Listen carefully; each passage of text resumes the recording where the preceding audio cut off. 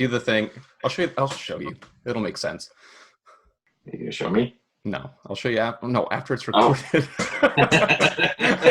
After it's recorded and like edited, I'll show you. I don't know. I was just watching. I was like, I don't know anything about this stuff.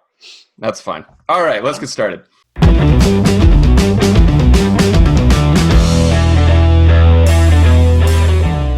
Yeah. Hello, everyone. Welcome to Midnight Mornings. I'm your host, Matt. And with me today is Josh Penner, who is the founder of Midnight Roasters and its parent company, 99 Beans. I'm a lot better at doing intros now that I've done it once or twice. So this is a bit smoother. How's it going? Good, Matt. How are you? Can't complain. Yeah. It's a lot earlier in the day than I'm used to doing these. So I actually have some light. And I can actually drink coffee. Monday morning. Yeah. Mm-hmm. A midnight Monday morning. Yeah, it's not quite morning. It's not quite midnight. What time is it? But it's Quarter to 2. Yeah, it's not even morning anymore. Yeah, I mean, maybe I'll start releasing these at midnight just for the benefit of the name. But You should just have a kid, because then yeah, you'll be up at 5 a.m. every day. Yeah, how's your schedule right now with a child? No such thing as a schedule once you have a kid. Yeah. I wouldn't know yet, so I'll take your. It doesn't happen right now, but no, okay. Yeah, Amy's home today, so I'm able to get lots of work done today, which is nice. Nice. Yeah. I like that you have your beard growing back. Mm-hmm. When I first met you, it was this massive thing that just screamed, "I'm a coffee hipster guy." Yeah, and, I know. Then you shaved it when you had your kid, and you never looked the same. I know. Well, that's what a beard does, is you don't look the same with it or without it. No, I think you look better with it. So. Yeah, thank you. Well, I am bringing it. I'm sort of bringing it back. I'm also just not shaving, and the consequence of which is, or the benefit I should say, is which then you get a beard. Yeah. Right. And fortunately, in my case, I can actually grow one. So by not shaving, I don't look. It's not like I look like a bum. It looks like I'm doing something intentional, but really, I'm just trying to save 3 minutes every day. Yeah. I mean, it's effectively the laziest accomplishment a guy can do. Pretty much. It's like, nice beard. It's like, thanks. I've literally done nothing for it. To a point, though, right? Like, as well as it gets to a point where it takes actually quite a bit of time if you want it to look nice, and you actually have to groom it. When mine was down to like sit-ups, when it was down to like here, I had to blow dry it and like curl the ends in and comb it, put my oil in, comb it again. Yes, that is very true. Yeah. If I let this go, it just like frizzes out. Like I have to make sure I'm grooming it every day. Yeah. And stuff in it so it keeps straight. Yeah. This stupid thing that I don't like. Anyway.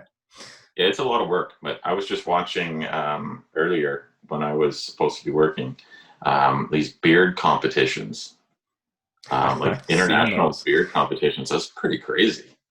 There's like the actual crazy ones where they're like have the sculptures.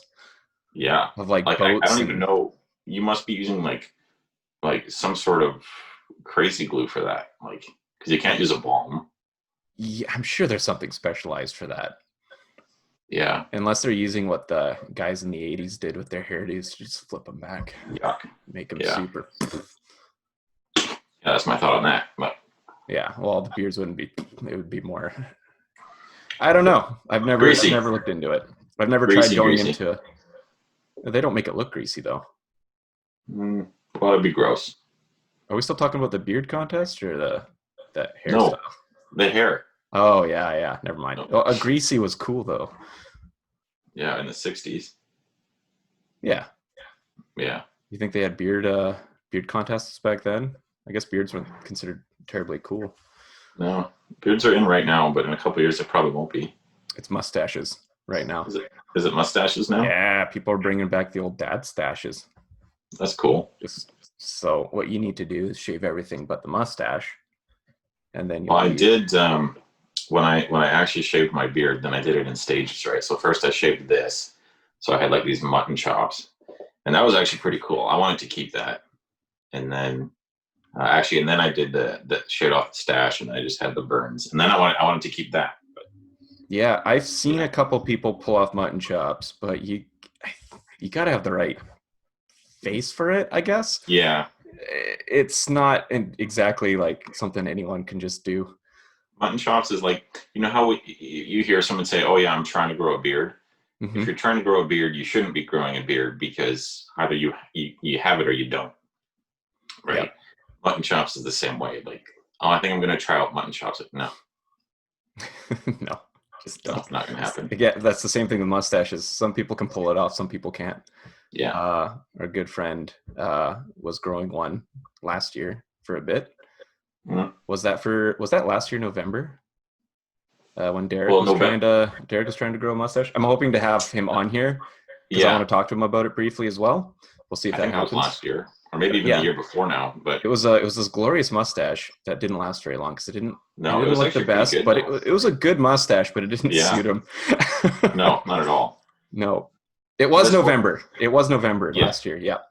November is an excuse to be creepy, to look creepy, not be creepy. Yeah, there's Yeah, a no, we significant don't difference in any of that. that. No. Yeah, that's yeah, that was a good tangent on beards. Yeah. All right. Well, Anyway. good chatting with you. Yeah, yeah. Yeah. Hey, I had my coffee in hand, so it's relevant. Oh yeah, it was true. We're drinking coffee. Cheers. So why don't you tell me, you used to be a pilot, Mm-hmm. and suddenly you're in coffee. Like, what caused you to kind of go into that industry? It could have been anything. You could have gone into beer, made a brewery. Yeah. No, true. Well, I want to say I fell into it, which isn't ever really true. But sometimes it feels like that, right? And part of, well, to start from the beginning, basically, I lost my medical, which means in order to like be an active pilot, you have to every 6 months or every year, like depending, you have to have a medical done, which means they, yeah, check out your eyesight and heart and all that stuff. And as long as you're good to go, no problem. But then I lost mine, which not the end of the world, but I'm not one to just like sit around on disability trying to get my medical back, right? Right. And one of the things, so I was like, well, I got to do something, right? And just what I knew was coffee, because I spent so much time in hotels, right? Like spent over 1,000 nights in hotels. I think maybe once or twice I can remember having an actual decent cup of coffee in the morning at like 3 a.m. when you're in the lobby waiting for your, the crew van or the taxi, whatever. You're having these disgusting K cups, and so I was like, well, let's see what we can do here, right? So then my wife and I, we started out on the service side. Decided like, hey, we're going to bring in these machines from Italy. There are these, what do you call them? Like there's industrial coffee machines, except they have an actual burr grinder in them. And as you know, like if you want to have a good cup of coffee, you need to actually start with the grinder. Right. So we brought that in, saw some success with that, and then so we decided that was 99 Beans, yes. That was 99 Beans, yeah. Which still exists, and that's like one half the company. And then as that grew, obviously we were going through a lot of coffee, and we ran into what would have been last summer, we ran actually into a supply problem where the coffee that we were stocking the machines with, that was about 80% of the coffee that we were stocking the machines with, we were all of a sudden we weren't able to get it. Like they were all sold out. And it was about 3 or 4 weeks there where we had to stock machines with something else, and then people are unhappy because they're used to their morning cup of coffee at work, right? And oh man, if something changes, people explode sometimes. Exactly. Like, right? Which to their right, if they're paying for something particular, suddenly it's different. It's like, oh. Well, when people are going into work, they're not really going into work and they want to try something new that day, right? They got their routine, they want to get their cup of coffee. It makes just a beautiful cup. I mean, you've seen it, like nice layer of crema on top. Like it really sets the tone for the morning. You sit down at your desk and you're able to enjoy, 5 minutes here a piece before, you get into the craziness of the day. So yeah, we definitely had, quite a few complaints during that time, that 3-4 weeks, whatever it was. So that's when we started thinking about roasting our own coffee, which obviously that came with a couple benefits. One, we could control our supply, and we're able to forecast what it is that we're going to, because we've been doing this a couple of years. We know when coffee's trending higher, consumption is trending higher, I should say. So we're able to forecast that and then roast appropriately. We can control our quality. Now, like, we just got all these variables now are no longer variables. They're set. They're standards that we can control. Mm-hmm. So our initial thought was, well, we'll just roast the coffee for $99, right? And we just started selling like to family and friends initially, and the feedback was really, really good. And we thought, well, we might as well bring this to market, right? Yeah. Because up until that point, midnight wasn't even a thing. It was just, we were just roasting for $99, right? Mm-hmm. So then we brought it to market, came up with a name, and nice. So I guess that's how I got into coffee. Yeah. I mean, I guess that's relevant. You drink enough crap and you're like, oh, people shouldn't have to suffer like this. I mean, I've always loved business too. Like I had, when I was growing up, I had little businesses as a kid. Like the lemonade stand. I never did the lemonade stand actually, but there was this one winter, I think I was 11 or 12 years old, and I put a couple of kids on the block. I had them on retainer for when it snowed. And I told them when it snowed, I'll give them $5 to go shovel someone's driveway per driveway. And I charged $10 per driveway. Yeah. So I would take 5, and then I got in trouble for that. But I remember you told me that story before, but that bringing it up again is just, it's still funny. Well, I thought I was clever, generous. Like, everyone was happy. Driveways were shoveled. Yeah, it's win-win-win, right? Yeah, but I mean, I'm the one that went around, to the homes. Like, you're a kid, you don't know that you should be afraid of knocking on doors, right? So I went around telling everybody. Yeah. Oh, I know, right? Yeah. I was a better salesman when I was 11 than I am now. Well, when Logan hits 11, you know what to do with. Yeah. He's already a good salesman. Well, yeah, you just bring him around. He looks cute, and people want. Just suckers for that. He had cookies for breakfast. Like, and I don't even know how that happened. I'm not gonna lie. I tried Oreo O's, whatever they're called, cereal this morning. Oh yeah. It tasted like Oreos and milk. It's not a good breakfast. Yeah. It's good for kids. I'm sure they love it, but you're a bachelor though. You do whatever you want. Mm-hmm. I used to put chocolate milk in my Lucky Charms. That's disgusting. After I'd moved out of my parents after high school. And yeah, I mean, no, it's not a good idea. No. But if you want to try it, by all means. I tried Beerios once. That doesn't sound good at all. Beer camping. Didn't have any milk. Oh, so it's just, or like Cheerios with beer. Yeah. But I mean, you're camping, so it's like whatever, like 9, 10 in the morning. Yeah, I mean, when man. Crack a beer open at 8 in the morning when you're camping. No one judges you. Yeah. You do it at home. Oh. I know, right? When you're on vacation, it's fine. Yeah. Yeah. But. Cool. So yeah, with when it comes to relevancy with switching over to coffee from being a pilot, the I forgot where I was going with that. It happens sometimes. It just goes away. Sorry, I thought you were glitching out there for a second. No, what's going on. No, my mind is glitching out there. Oh, okay. I'm gonna edit this out. No, leave it in. I might not. Until it happens too much. Yeah, fair enough. It just goes away. Yeah, but that's fine. With your love of small bit like making businesses and ideas and stuff like that, you're also working on a few woodworking projects that you've found a bit of a niche in as well. Is that from your hobby of woodworking that you found, or you're like, well, it's something I can do on the side for this, especially during COVID? Yeah, so good question. It's definitely, the woodworking is definitely what started as just a hobby. Like growing up, my dad did a lot of woodworking at home.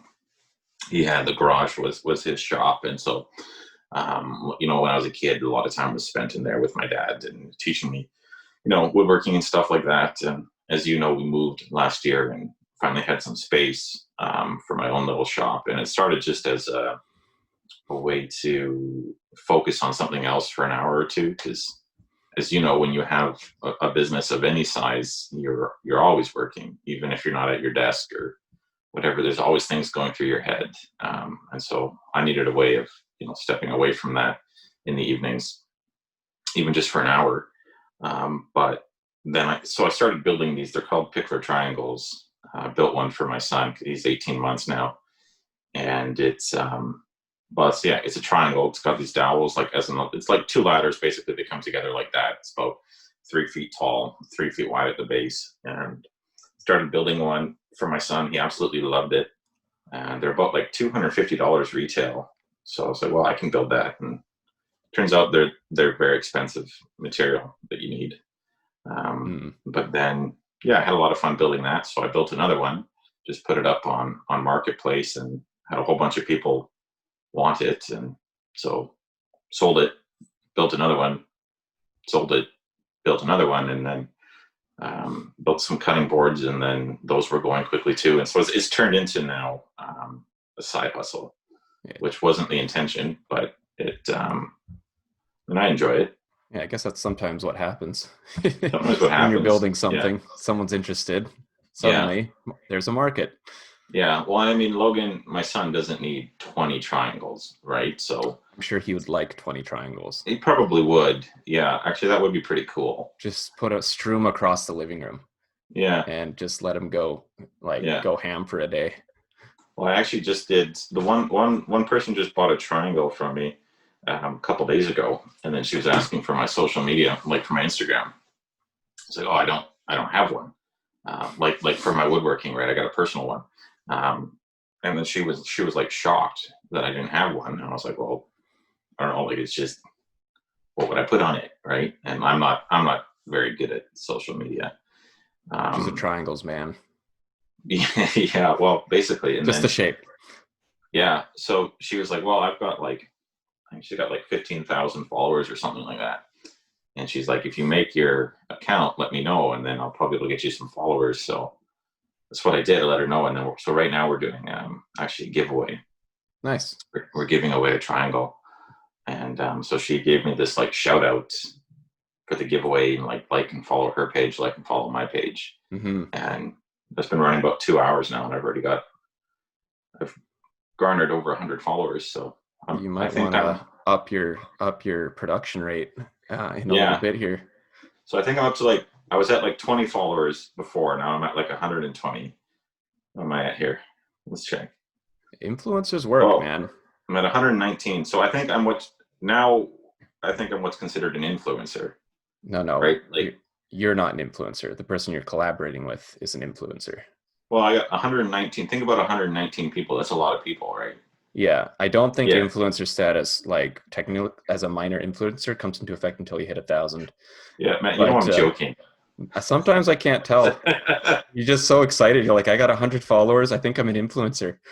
I am excited. For someone that doesn't know what they're doing, that is pretty good. Have you tried your own triangle? Totally. Will they support the weight of adult? Actually, yeah, totally. Actually? Yeah. Oh yeah. Okay. They're solidly built. All right. Yeah. Cool. Because the one thing rests on top of the other thing. It's just the two pieces there, and so you could stand on it all day long. So multi-use. You ever need to get to the top shelf there if you're especially short? Yeah. Perfect. And I got an order of 6 cutting boards. I got to finish up tonight. But it's also, I think I've been pretty busy with that because it's also like Christmas, and people are trying to do something this year that's a little bit, different. Yeah. And people right now it seems like even within Midnight, what we've seen is that people aren't shy to spend money right now. And yeah, I mean, I wouldn't call it a phenomenon, but it's during COVID, everyone's like holed in, like people still have work, and there's nothing for them to spend it on outside. So they're spending it more on stuff to entertain them or to give to other people.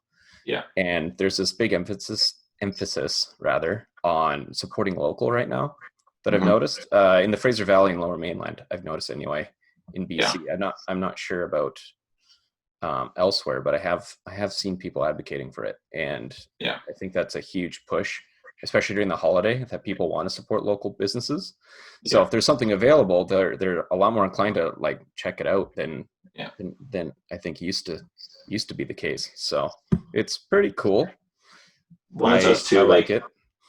Amy and I, we used to eat out once a week, and now we eat in. But each week we try and support, some local hole in the wall restaurant, right? Because those are the ones that suffer during like a pandemic or an economic downturn like what's been caused by the pandemic, right? Yeah.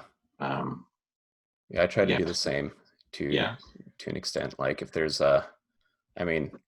it's more expensive. Also, I don't care for fast food as much, but like instead of a McDonald's, I'll go to a local cafe or local restaurant, even if it's a smaller franchise. Yeah. Like franchise-owned place. It's as long as it's still local. Yeah, I gotta pay bills too. So. Yep. So definitely, I wholly support it. It helps out the smaller guys. And there's definitely a big resurgence of smaller businesses coming out, and people need to make money, keep money in the economy, and again, it's one of those win-win-win situations. Yeah.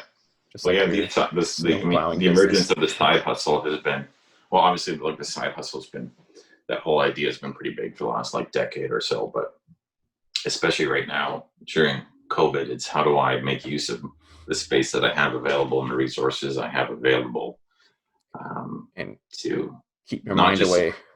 Yeah.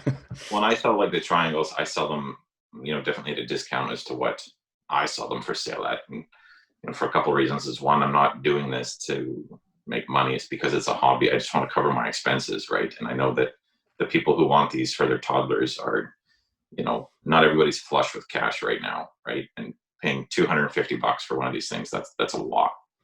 So I price mine below that, but just to cover my costs. And so if this explodes and you start falling behind on orders because you have to make so many, are you gonna rent out a shop, hire someone, and just start making this like an actual side business instead of a side hustle? You want to learn how to run a table saw? I am not good at woodworking, but I might be willing to help out. You seem like the kind of guy that would like cut his finger off. Probably. Yeah. I'm very hands-on to my own detriment. Yeah. So I remember when I put my finger through the router, right? You've cut yourself. But it's always this. Yeah, it's always that this finger. You've broken it on one of the machines. Yeah. You cut it open a couple times, and you keep sending me pictures when you do it. You're like, look what happened. Click. And I'll just first thing in the morning, like you'll send it at night and I'll wake up and that's the first thing I'm like, oh, okay. Yeah, get it in. Keeps things who breaks interesting. their finger on a coffee machine? Like, I mean, you do. Yeah. Like apparently, because I like. Well, they're not like coffee machines. They're like big. It's true, but I didn't drop it on the finger. I was holding it, and it fell, and somehow my finger was broken and swollen like twice that size. Yeah, it probably got caught when it fell. Yeah, I don't know. Because I went and I saw my doctor. I was able to get to the doctor that same day just to have it looked at. Turns out I had to go get X-rays and whatnot. But she's like typing on a computer, like filling the notes. She's like, "How'd this happen?" I was like, "Oh, it was a coffee machine." And she's like, "Okay, go on." So what happened, right? Like, yeah, I'm like, I dropped a coffee machine, and it was like that silence right there. She was like, tap tap tap on the keyboard. Yeah. Okay. So, yeah, but to answer your question about the silence, like I don't know. I guess it depends on what you see as exploding. It is what it is. Yeah, it's not. I mean, I guess that could happen, but it's not like refusing orders will be like the end of the world. Like, oh no. Yeah, no. I mean, and I don't think past Christmas it's going to be that busy. And like, I haven't even had time to build. I haven't built anything for us. Like, I want to, because we just finished the office in here, like framing it out and everything. And I want to build like a set of shelves and whatnot. I haven't had time to do any of that. That's initially what I wanted the hobby to be, is just building, furniture for the house and stuff like that. Right. So, but mean, if it explodes, I'd look at hiring somebody in a space, and maybe it's a space we could put the roaster in on one half, and you have to have like an airlock so no sawdust gets in. But we should do that just because I want an airlock. There you go. You know, we could have like a countdown thing that goes on. Perfect. Yeah. I don't think you'd want to mix sawdust with our beans though, unless it was like our niche. No. It's like by Midnight Roasters, we put sawdust for that extra flavor. Yeah. No, we're gonna edit that part out. Oh, okay. Yeah. Is this the symbol for edit? It is. Yeah. Sure. Yeah. Whatever you want. We'll cut that out. Yeah. Maybe not. You're the boss. I'm not the boss. You don't like it when I call you boss. I do not. I try to explain to people, and I try to, like, my work associate that is above me seems a bit much. Well, so I call you boss behind your back. Oh, okay. Yeah. Well, I mean, sure. At the end of the day, like, someone has to be in charge. But I've just seen way too many people that hide behind the title of boss or manager, and you need a hierarchy, you need structure. But I'm not one for titles. Yeah. I mean, sorry, go ahead. Well, I think I saw that a lot when I was flying as, a pilot. That's when someone would introduce me, that was the first thing that they'd say about me. Though, this is Josh, he's a pilot. And when I was 20, that was cool. Like, right. But then after a few years, especially after 10 years flying, I'm like, okay, but I do other stuff. Like I'm like, yes, that's my job, but yeah, like, I'm also somewhat of a funny guy. Like, that doesn't come up, right? And so I really didn't like that title. Funny guy pilot Josh? Yeah. Yeah, I don't like that title. Oh, okay. I just felt like it stripped away all personality, who the person was. And I mean, you don't generally introduce people that way, right? Like, this is so-and-so, he works at here. It's like, oh, this is so-and-so, he's my best friend, or this guy was my best man, or whatever, right? Like, I don't know. I mean, there's definitely an importance to having titles. It definitely keeps things structured. Yeah. It depends on the job, like what the business is. My background in warehousing, obviously you have your lead hand who runs the shift. You have your supervisor or shift supervisor, who runs, they may run the shift or they may run the building depending on how you do it. You have your manager, operations manager. You got your accountant. I guess that's technically a title. But if someone has a complaint or they need to talk to someone specific, if you say, I need to speak to your manager, if you just strip away titles and don't have that, and I've seen a couple of businesses like this, they don't really know who to point you to, or they'll point you to someone who's actually unqualified, and there would be someone who would be a better choice. On the other hand, not having those strict titles kind of prevents people from kind of overextending. Like, I'm the manager, so I get to sit back and relax, not do anything. I'm going to make you guys do it. It eliminates that a bit, and kind of, I guess, promotes being more hands-on with helping out if there's issues and stuff like that. Like I said, I've just seen too many people hide behind the title. Like, I don't do this because I'm the boss. Yeah, like, you have to do the dirty work. And I don't know if you know Jocko Willing. Like, it's super popular right now. Fantastic podcast. But if you don't know who Jocko Willink is, check him out. Jocko podcast. I'll put a link in the description there. Yeah, so he's a Navy SEAL commander, and he's confident, but he's also one of the most humble people you meet. And he talks quite a lot about this, about being a leader, and not hiding behind titles and doing the dirty work. Like, he gave an example when he was deployed. They had this. They had to do watches throughout the night. And the worst watch was like 2 to 3 a.m. because you only got like 2 hours sleep on either side. So it interrupted your sleep cycle. So that was the worst cycle. That was the worst watch that you could get, right? And so he made sure that every night that he was on watch, he took that one, even though he was the highest ranking, he was the boss. He took the 2 to 3 a.m. so that his troops, so they could rest, right? And he didn't want to be above them. Or he didn't want to hide behind the, lieutenant commander or whatever he was. Just wanted to show that, he's there, he's on the ground, he's working. Yeah. Well, it inspires confidence too in people who are working for you. If you're the guy who just sits at a desk and like barks orders, exactly, people aren't really invested. Whereas if you're actually like on the floor there, getting your hands dirty, or however you're doing to be a bit more hands-on and direct and leading, people really appreciate that. Oh, totally. I mean, obviously there's times where you have to take a step back and there's other things that take your time, but like as long as you're willing to do that and you're showing that you're doing it, then yeah. I mean, you still have responsibilities, and but at the end of the day, it's about it.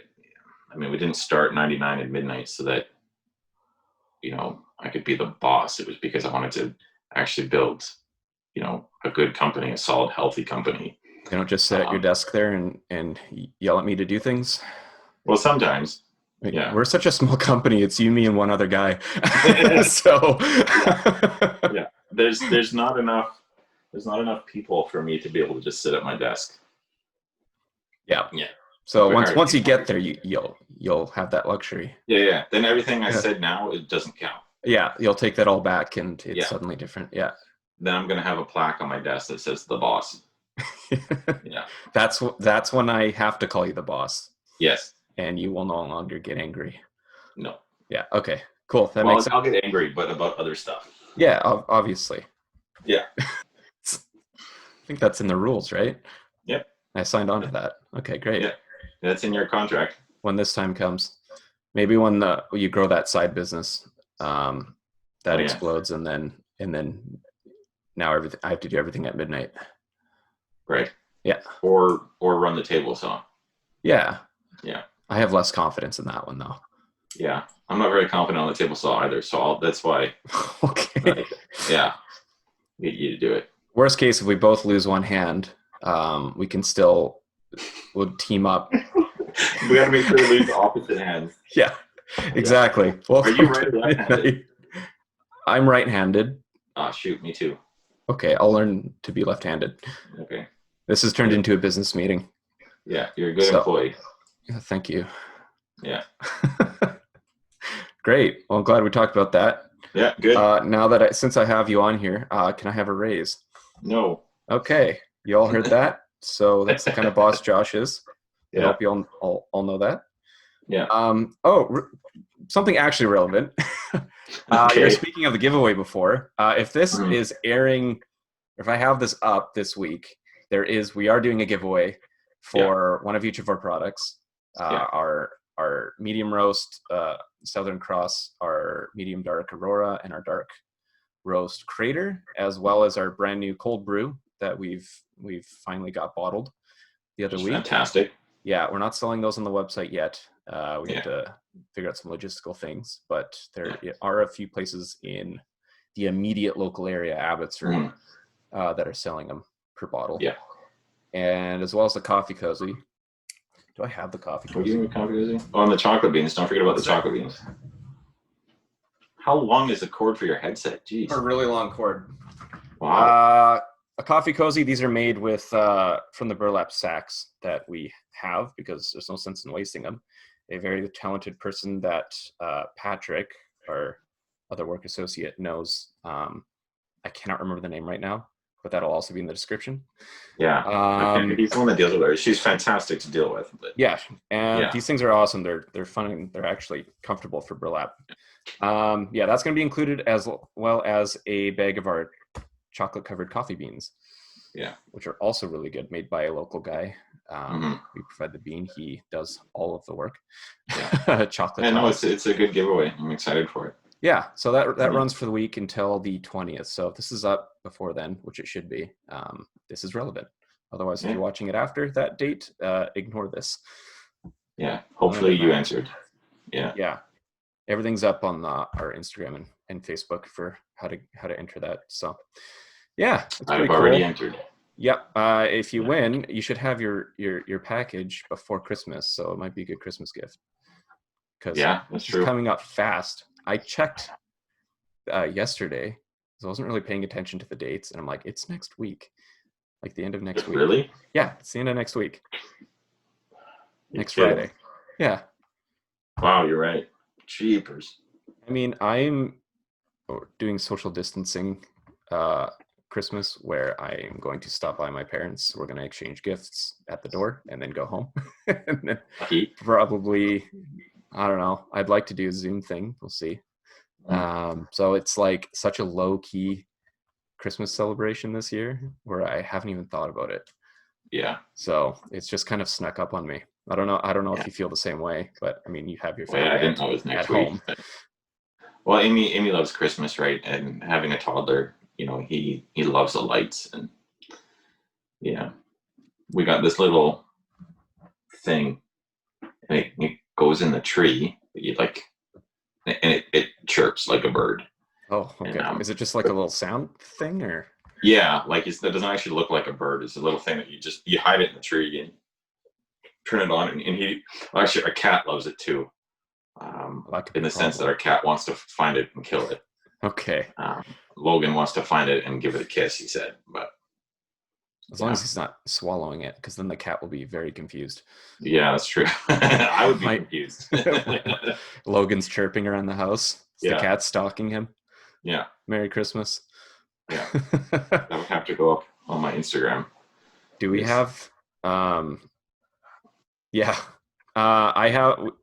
we? My family has this family tradition of hiding a green pickle in the tree. Oh, yeah. There's a couple people. I know it's a fairly popular thing to do, but it's every time it's the first time I heard of it when my mom decided to start it a few years back. But the issue is it's slightly shiny, and I always spot it when I come over for Christmas morning, and I spot it in the tree almost right away. And we don't do gift exchange or look for the pickle until after breakfast. Yeah. I already know where it is. Breakfast comes and goes, and I'm like, all right, let's find the pickle, and I'll just reach in and grab it. Nice. So do you get your present first then, or how's that work? Oh, we win a little gift card thing. Oh. But it's a bit of a flawed game because it's too shiny. So I think they need to get an unglossed pickle. Not a real pickle, it's a decoration. It's not a real pickle. It's the weirdest tradition. I don't know where it came from. Yeah. It came from my mom. I've heard of it before, so it's not just I know. I don't know what the meaning behind it is, but something to do with a pickle and Christmas are synonymous with each other.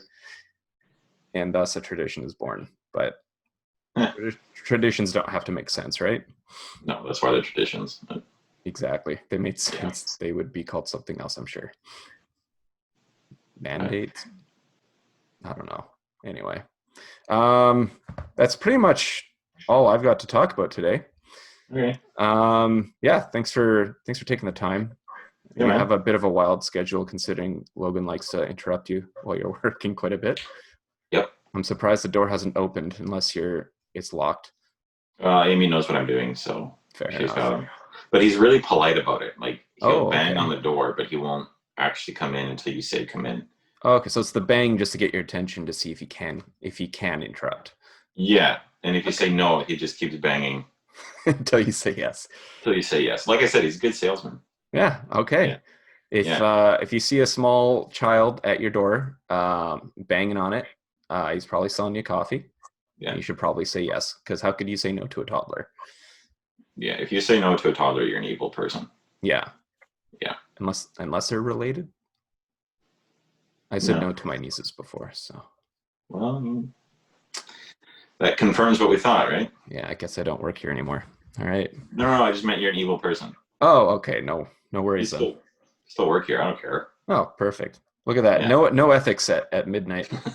These are some bad quotes that we're saying. Let's not get these out of context. No, we need to re-record this entire thing. Yeah, it's just scrub it. This has been a bust. All right. Thank you, everyone, for listening to our podcast segment that we're not going to air. Don't forget to enter the draw. Don't forget to enter the draw. You didn't hear it from here. Yeah. And are you entering, Josh? I've already entered. Of course. Not under my name. It's rigged. Under all these, under all these different names, so that if I win, it looks like somebody else won, right? So that cold brew is really good, man. I want to win. Here's the thing. I don't care for cold brew myself, which makes it really hard to sell. But it's a good talking point because I'm like, look, I don't care for this myself, but you might like it. So give them a sip. And I have yet to find someone who doesn't like it. Yeah. Well, you got to do the Kirkland comparison. You take a sip of our cold brew, and then you take a sip of the Costco cold brew, and you can't trash talk other businesses here. Why not? Costco's not going to listen. No, fair enough. They might. If Costco listens and they're upset that I trash talked them, then I would actually be pretty excited because that means if I get someone from Costco or Kirkland on the show, I'll make sure that they get an apology from you. Sure. Okay. That's set in stone. All right. Sounds good. All right. Thanks for your time. Have yourself a good one and take care. All right. You too, buddy. See ya. See ya.